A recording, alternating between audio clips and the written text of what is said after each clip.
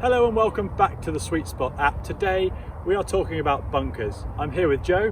My name is Joe. Also, a lot of you watching this video will have struggled in the past with bunkers. Maybe you still are. Today we're going to take you through a simple technique in order to get you out of the bunkers every time and start to improve your scores. Is it something you really struggle with, Joe? Is it something you have nightmares about? This is certainly something I've struggled with in the past. I think, like many of you at home, you'd find that you knife the ball out of a bunker. I've thinned it, I've fatted it, I've struggled to get out, I'm scared by big lip, I'm finding that I don't know how much sand to take. There's all these questions, all these things. I get in this greenside bunker here, and say we're going to that middle pin, this would strike fear. Great, okay. So I think the first thing that we need to mention is equipment, sand wedge. Some people will use their lob wedge out of the bunkers. What we need to realise is that it's not always that necessary, right? Agreed. We could then start to open up the face, which is what we're going to do in the purpose of today's video. I've got my 54 degree and Joe has got your...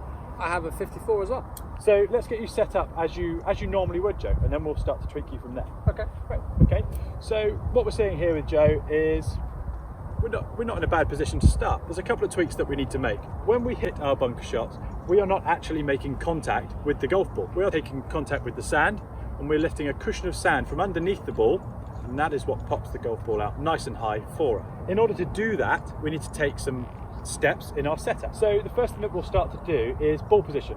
Okay. We will start to bring that golf ball forwards towards the front of the stance. That's going to make sure our angle of attack is nice and shallow. Okay. So once we've taken that ball position, we're going to dig our feet into the floor. Now what this is going to do is it's going to lower our arc. It's going to help us get the club underneath the golf ball. Joe referenced a slightly thin shot. Is something digging in something that you were aware of? Is that something that you knew that? Probably something I don't do as often as what I should. Yeah. So I think it's important for everybody to remember to dig their feet in. This is not just for stability, it's to hunker ourselves down into the sand in order to get a club underneath the golf ball. So ball positions forwards, we've hunkered down into the sand. Now we need to get this ball coming out relatively high. So we've got a sand wedge, we've got our 54. What we're going to do is before take our grip, we're going to open the club face. Okay? So opening the club face is going to give us more loft. In order to counteract that club face now opening, and is going to be to the right of the target, what we're going to do is we're going to drop our hands slightly further back than what we would normally see. We're going to show you this from a front-on view. We're going to open the face, we're going to bring the hands back, and then we're going to take our grip. It's going to maintain the loft on the golf club. So from there, we're then going to withdraw our left foot ever so slightly in order to preset an ever so slight turn through the golf shot. Slightly open the face, hands are back. Yep. Feet are buried in, comfortable. I'm just going to take a small cushion of sand from underneath the ball. Just a bit like that one. I know that certainly even from coaching bunker play, burying the feet is something I don't see very often, and certainly the acceleration through the sand as well is something I don't see. A nice sort of tip that I sometimes give is that in the sand you've got to swing twice as far as if the shot was out of the sand. So if you're hitting a kind of lob shot or a normal shot from just over the bunker, if you add a bit more to it, it's probably going to actually give you the correct flight and the correct distance. And the reason is, again, as Joe said earlier, we're not actually hitting the golf ball, we are hitting a cushion of sand. Okay, so let's do a final recap from a slightly different camera angle then. So we've been through the setup, so let's get you into your setup position. Yep. If we need to make any tweaks, any reminders, we'll go from there. So you'll see the golf ball a little bit further forward, which is perfect. It's going to shallow our angle of approach. We're going to dig our feet in. We're going to pop the club in behind the golf ball. We're going to open the face. We're going to bring the hands back, and then we're going to take our grip. It's going to maintain the loft on the golf club. So from there, what we'd like to see, as you'll see in the slow-mo before this clip, you'll see the hands release the club underneath the golf ball. What we're not starting to do is starting to lead with the hands into the ball, because at this point we then start to dig the club into the sand. So just making sure that the club is whipping underneath the golf ball, and nice and confident with this shot. It's really necessary. So are we ready? Ready. Yeah.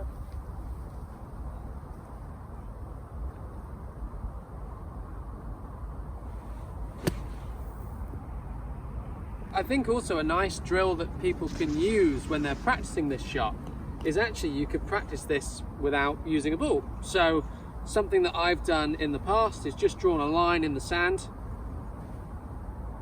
like so, and just practiced imagining that's my golf ball, setting up to the line, and then making sure that I'm brushing through the line. And all I do then is just work my way up to make sure that the divot remains consistent. I think it's important to show maybe a example of where we catch it slightly heavy, Yeah, where we sure. catch it slightly thin, and controlling that low point. So you see where the weight hangs back into that right hand side on that one, and the chest also follows. And then what we see a lot is definitely this one where the hands go forward. So much deeper, much bigger divot, and actually the point of impact with the sand was much further forwards because there was so much lean forwards towards the target. Should we hit one more shot? Yeah, let's hit one more. So certainly the hands forward approach, we start to dig in the leading edge, which we've spoken about before. So I always use this analogy as a bucket and a spade. So you've got the bucket, which is the bottom, which simply slides along the sand, and you've got the spade at the front that digs in. Now when the ball's on the top and we want to just allow the club to glide through the sand, we don't want to engage the leading edge. The best way to not engage the leading edge is to tip the hands back. Now we're using the bottom of the golf club and it slides, rather than digging and scraping into the sand. So I'm allowing the club to open and sitting the hands back to raise the leading edge. And from there now, same thing again, nice load of speed.